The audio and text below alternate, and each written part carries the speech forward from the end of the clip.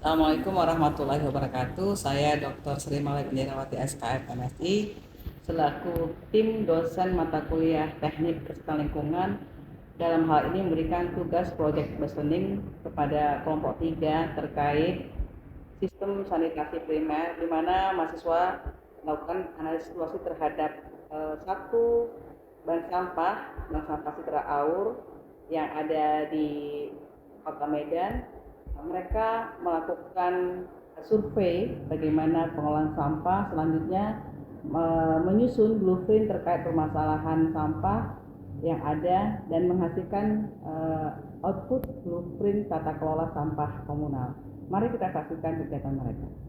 Assalamualaikum warahmatullahi wabarakatuh. Kami dari kelompok 3 yaitu Empok Sampah kali ini akan menyajikan sebuah video Project Based Learning untuk mata kuliah Teknologi Kesehatan Lingkungan yang membahas sanitasi primer di Bank Sampah Citra Aur. Empok Sampah 3, lingkungan sehat, kami peduli. Selamat menyaksikan.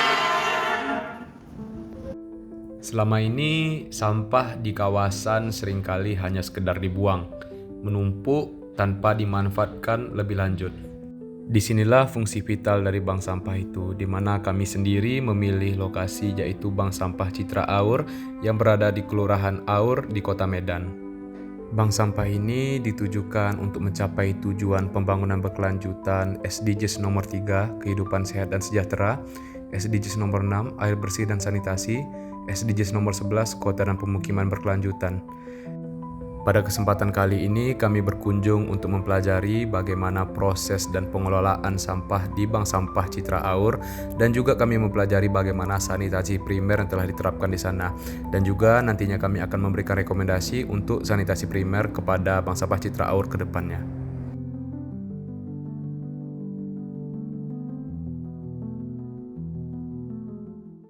Dalam pemilihan bank sampah itu, kami harus memilih bank sampah yang sesuai juga dengan topik kami, dan itu butuh banyak proses ya, karena dari kelas kami itu telat dalam pemilihan bank sampah, sehingga ketika kami menghubungi bank sampah lain, kami harus mengonfirmasi terlebih dahulu apakah bank sampah itu sudah pernah dihubungi oleh kelas lain ataupun dari mahasiswa usul lainnya.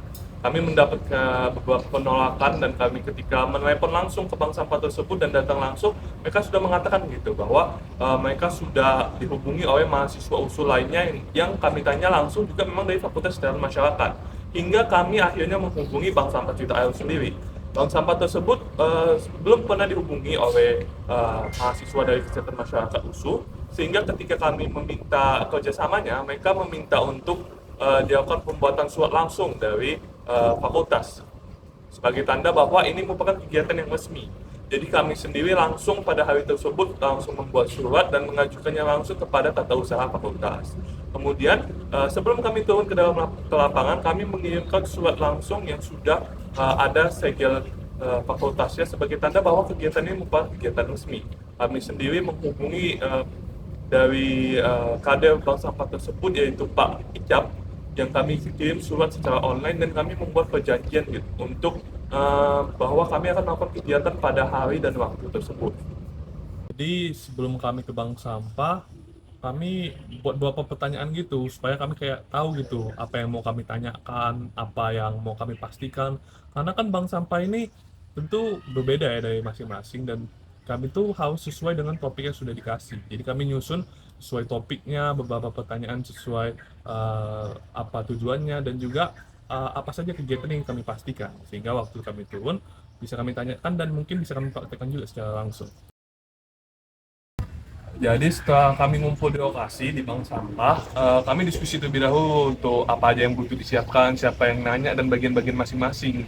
Karena kan kami datangnya beramai gitu, jadi supaya ada pembagian tugas ya. Kemudian tempat sampahnya kami survei terlebih dahulu sebelum datang kadernya, dan kami juga menanya kepada warga-warga sana, di mana mereka tentang pendapat mereka tentang bank sampah tersebut.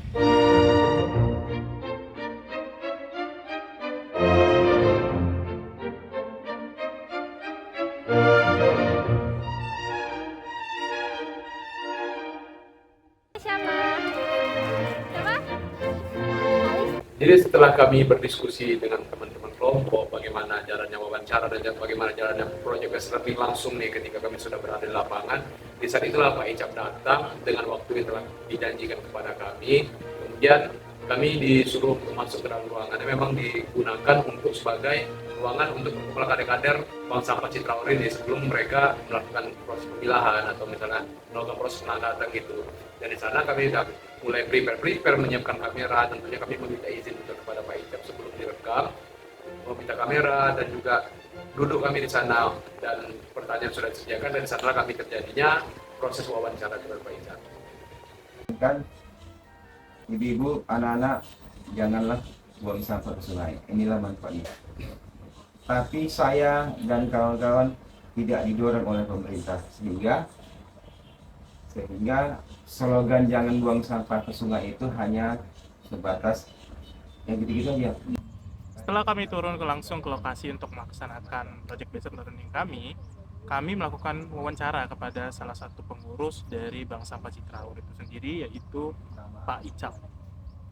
Nah, dari beberapa pertanyaan kami berikan, secara ringkas, beliau mengatakan bahwa memang pengelolaan Bank Sampah Citraur ini memiliki beberapa hal-hal yang positif untuk masyarakat di Citraur, seperti untuk mendorong partisipasi masyarakat agar bisa terlibat dalam pengelolaan bank sampah itu sendiri menjadi suatu prestasi.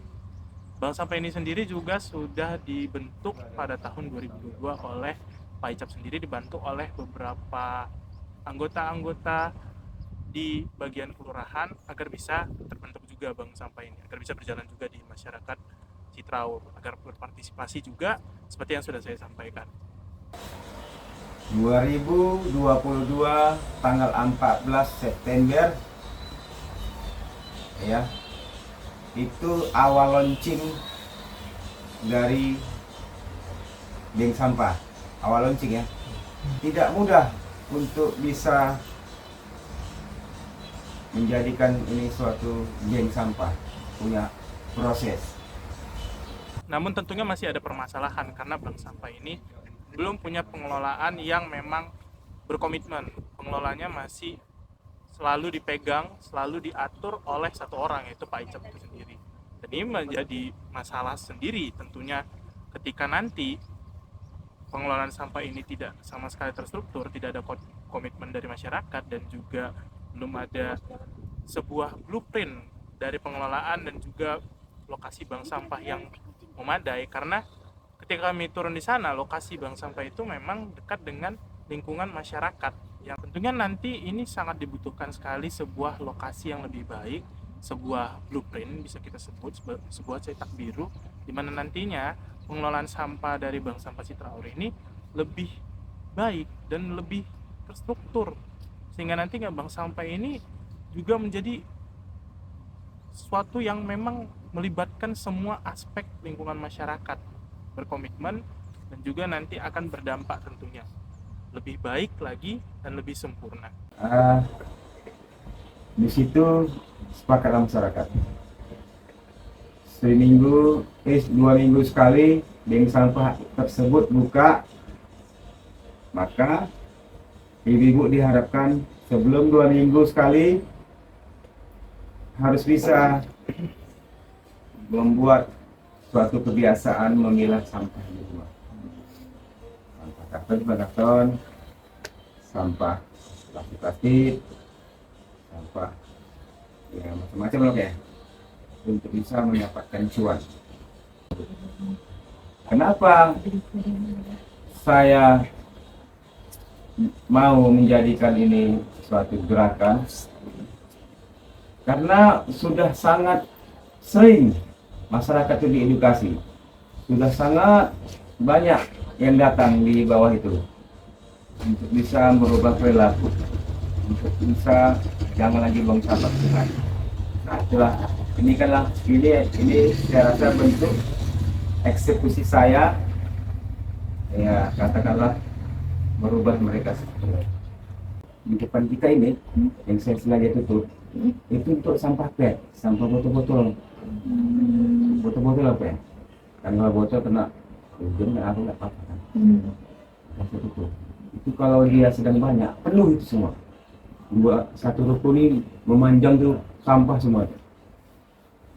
Karena di sini banyaknya penduduk, berarti banyak sampah. Karena saya seorang kader, seorang yang mempunyai empati, apalagi kerjaan saya kalau tidak memperhatikan kampung sendiri. Beberapa kali orang yang datang, instansi yang datang, tapi eksekusinya yang tak ada. Mungkin kita sering di luar-luar juga mendengarkan ini kampung kumuh, muncul ide kita akan membuat kepastian menggerakkan namanya bank sampah, sehingga kalimat citra itu adalah menutup image dari masyarakat Kampung Aur Jorok. Tadi sudah Bapak jelaskan 2 program. Pertama, program layanan angkut. Ya. Program layanan angkut itu jam setengah 7 sampah harus sudah ada di depan pintu, sehingga diangkut oleh petugas kader kita. Ya. 10 tong yang segini itu, 10 tong itu semua penuh terangkutkan. Makanya estimasi saya 300 kilo. Kenapa? Banyak lagi yang diusirkan di luar tong itu. Itu semua dikutip yang belum dipilah-pilah. Disitulah sampah basah, sampah botol pun ada di situ, sehingga 300 sampai 350 kilo per hari. Ya, nah itu belum bisa kita kelola dengan baik karena tempatnya pun nggak ada. Jadi setelah dipilah sudah mantap untuk dijual, telepon pengepul, Pak Ginda, sampah sudah ready. Datang beliau, baru kami timbang lagi, kemudian baru dijual. Semua laku. Adik mau bilang apa? Yang dipilah itu semua laku. Besi jelas, besi 4.000. PET botol-botol, ya itu kalau dia bersih saat itu 6.000. Kami berkunjung di Bank Sampah Citra Aur itu banyak sekali ya ilmu yang bisa didapatkan, mulai dari sampah itu bukan hanya, kalau biasanya sampah itu bisa ditukarkan dengan uang. Nah kali ini sangat berbeda tentunya teman-teman. Ternyata sampah itu bisa ditukarkan dengan tabungan emas, berupa tabungan emas, dan banyak sekali manfaatnya. Ternyata juga sampah itu banyak sekali macam ragamnya ya. Mulai dari sampah plastik, sampah kaleng, nah itu juga banyak jenis-jenisnya. Jadi pas sampai bel kemarin kita kan datang tuh, terus datang nunggu bapaknya. Setelah bapaknya datang, kita tuh sempat bicara-bicara sama bapaknya tentang sejarah bank sampah, terus pengalaman bapaknya selama di bank sampah itu gimana, awal-awal berdiri bank sampah itu gimana. Nah setelah itu bapaknya nyuruh kami turba, itu turun ke bawah. Nah di bawah itu kami ngeliat ke aliran sungai, terus juga ngeliat gimana sih lingkungan di sekitar tempat bank sampah ini. Yuk ikutin. Ikuti kami guys.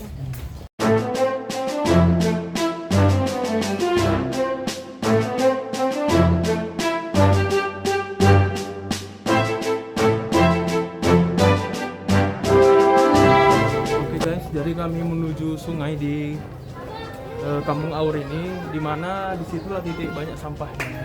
Mari kita lihat sama-sama, ini banyak juga anak kecil yang kami tanya.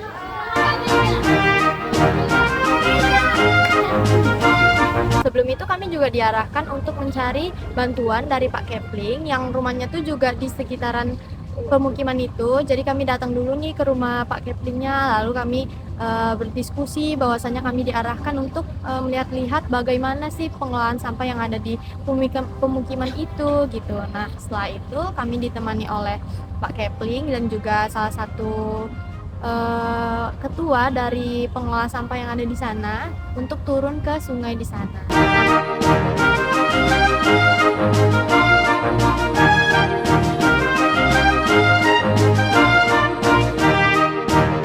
Sesampainya di tempat, kami melihat ada beberapa anak-anak yang mandi di sana, terus juga ada yang main air atau berenang gitu ya. Kalau untuk yang ibu-ibunya juga kami melihat ada yang cuci baju, cuci piring di tempat yang sama gitu, di tempat atau aliran yang sama. Nah ini menunjukkan kan bahwasanya kurang higienis gitu, kurang sanitasinya.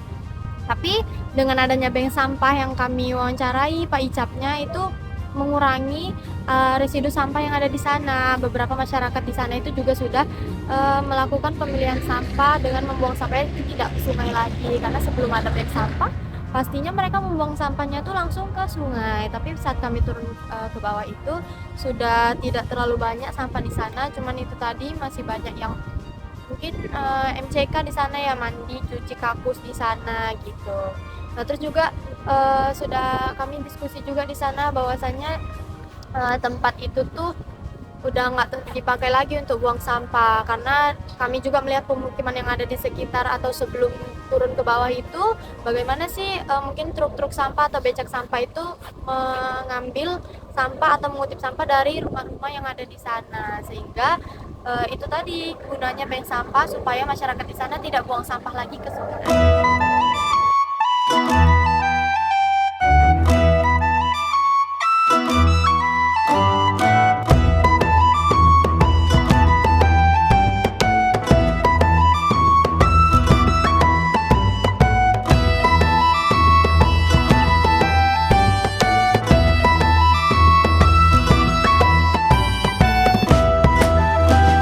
Waktu turun lapangan, kami juga sempat kayak melakukan analisis sosial gitu. Kami melakukan wawancara kepada warga setempat yang ada membuka seperti toko kelontong gitu. Dia kayak jual mie goma sama bakwan. Kami melakukan wawancara singkat sih. Jadi kami bertanya apakah bank sampah di Citra Aur ini bermanfaat gitu bagi warga setempat. Jadi kalau kata warganya itu bermanfaat ya, soalnya kan ada program emas itu juga. Terus sangat membawa pengaruh besar bagi kehidupan warga di situ juga. Selain untuk kebersihan lingkungan juga bernilai ekonomi.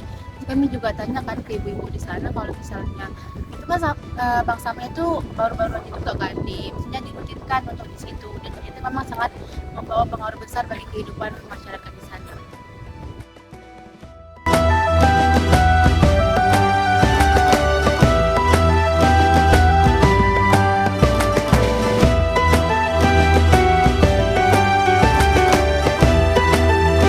Kita hari ini, kita melanjut apa lagi teman-teman? Jadi kita tadi udah survei lokasi juga ya. Jadi tinggal pertemuan selanjutnya intervensinya bagaimana di sini kan. Mungkin dari sini kita bisa diskusi sama Bu malam dulu ya kan. Yap.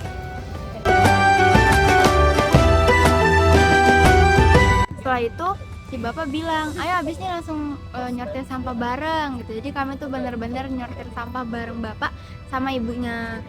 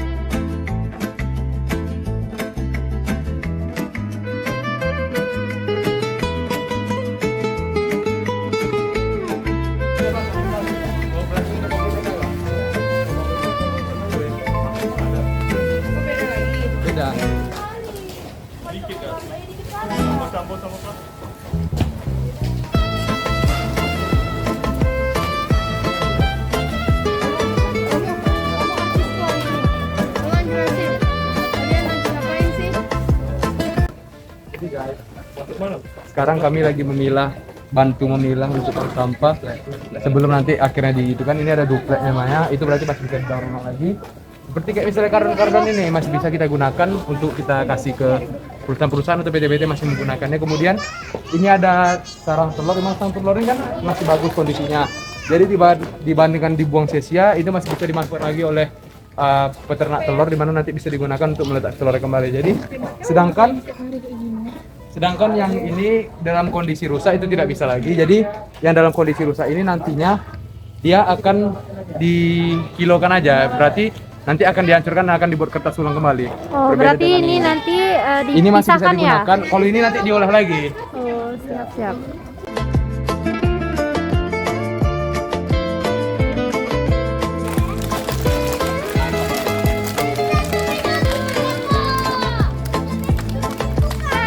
Jangan begadang.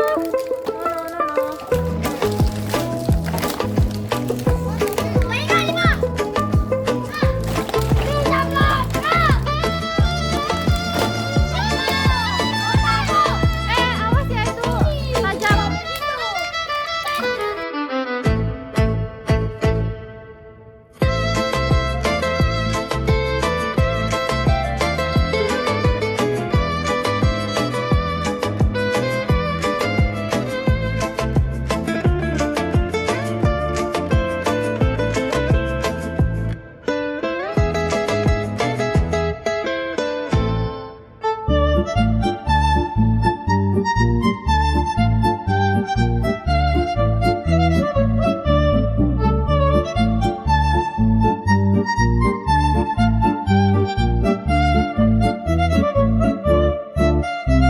Bener-bener nyortir sampah dari awal sampai akhir, semua sampah dari yang segede itu sampahnya sebanyak itu sampai selesai guys, rame-rame. Tapi itu seru banget soalnya menurut aku itu benar-benar membantu kita untuk tahu sebenarnya ini sampah ini tuh kemana, sampah ini kemana, karena ternyata jenis-jenis sampah itu sebanyak itu guys kalau misalnya diuraikan satu-satu.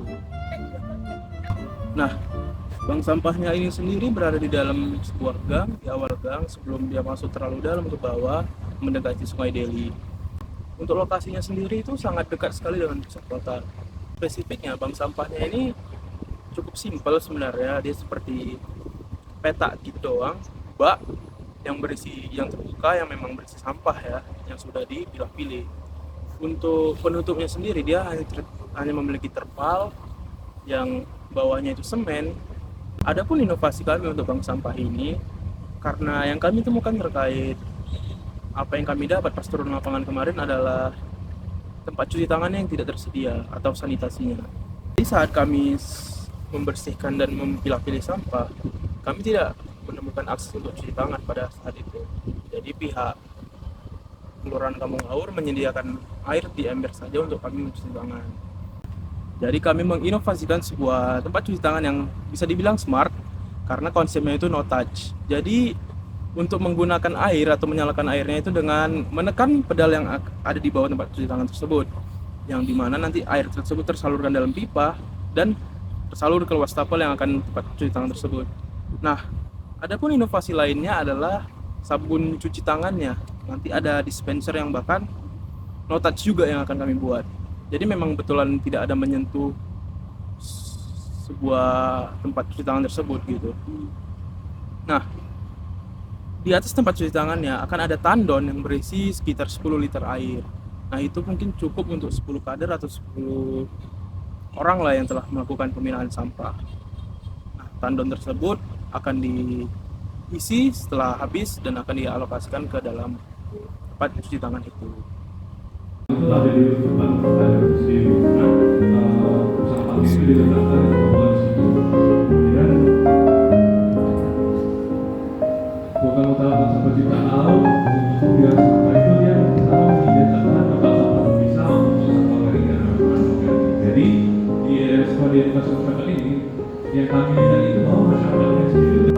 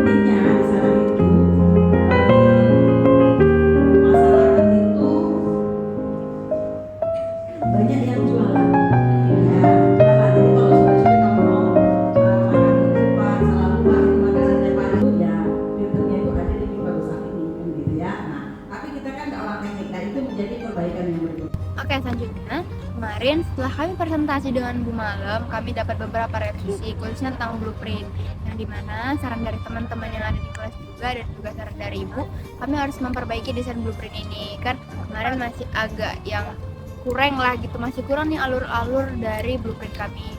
Makanya next time nantinya kami akan memperbaiki bentuk blueprint kami agar bisa lebih efektif dan efisien untuk digunakan.